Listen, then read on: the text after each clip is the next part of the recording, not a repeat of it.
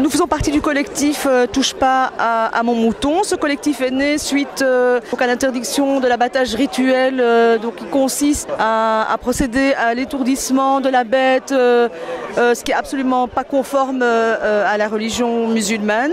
Donc ce collectif est né suite au boycott aussi qui a été lancé sur Internet par rapport à l'étourdissement du mouton et par rapport au fait d'envoyer l'argent au Maroc ou aux démunis.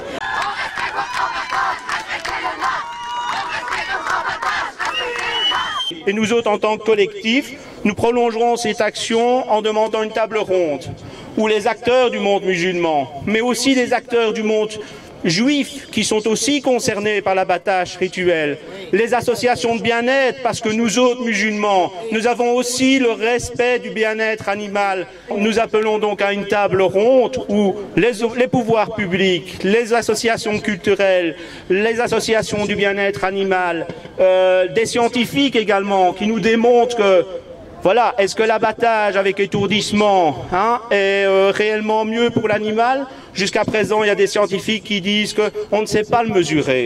Nous inviterons les autorités, les pouvoirs publics à l'organiser, parce que nous ne voulons pas que notre culte soit continuellement stigmatisé. Cette directive européenne est en fait telle qu'elle est appliquée en Belgique, stigmatise la religion musulmane et stigmatise ses rites. Et nous ne devons pas oublier que notre droit fondamental de citoyen est de pouvoir pratiquer notre culte librement. Et pratiquer son culte ne veut pas simplement dire aller à la mosquée ou faire ses prières ou rester chez toi, tant qu'on ne te voit pas, tu ne déranges pas. Non, pratiquer son culte, c'est aussi les rituels. Les rituels tels que, certains, il y a la circoncision, mais il y a aussi l'abattage rituel. Et on peut mettre en avant dans cette histoire la défaillance de l'exécutif. L'exécutif a été en contact avec le ministre flamand, avec le ministre wallon, mais ils n'ont pas fait les démarches nécessaires pour anticiper. Donc on peut dire qu'il y a un abandon dans la gestion du temporel du culte.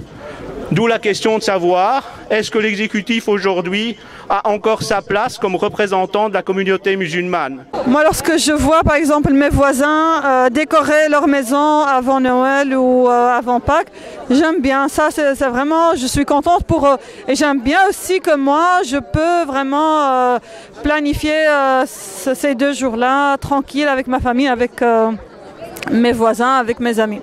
C'est tout ce que je demande. On a décidé de boycotter. On ne fait pas la fête du sacrifice ici en Belgique, même ailleurs en Europe. Mais on a d'autres alternatives, donc dans nos pays d'origine et dans d'autres pays musulmans où les gens sont dans le besoin. Et on aide effectivement ces gens-là, c'est eux qui vont faire le sacrifice à notre place. Ce qui m'interpelle, c'est que maintenant, on attaque effectivement, donc on parle uniquement du mouton, donc on fait allusion au sacrifice rituel des musulmans. Mais on occulte pas mal d'autres problèmes au fait liés donc à la production. La vache produisait jadis 2 litres de lait, elle en produit 25 aujourd'hui. Donc l'objectif c'est uniquement le profit, ça n'a pas du gain. Quand on voit les poussins, la manière dont ils sont traités, donc ils passent dans des machines vivants. On ne parle pas du tout de ce qui se passe. Il y a plein de vidéos sur le net. Quand on voit la manière dont les poulets sont élevés, ils sont dans des cages, ils n'ont même pas la possibilité de bouger. Donc même leurs ailes, ils ne peuvent pas les bouger. Et certains, en fait, à force de les engraisser, n'arrivent même plus à bouger. Donc on les abat. Donc à un moment donné, je pense qu'il faut être objectif et voir la réalité en face. En fait, quand il s'agit de la production, il n'y a pas de problème. Mais quand il s'agit de quelque chose d'autre, entre parenthèses... Le bien-être de l'animal est important dans toutes les religions et au-delà des religions, donc c'est quelque chose qui va de soi.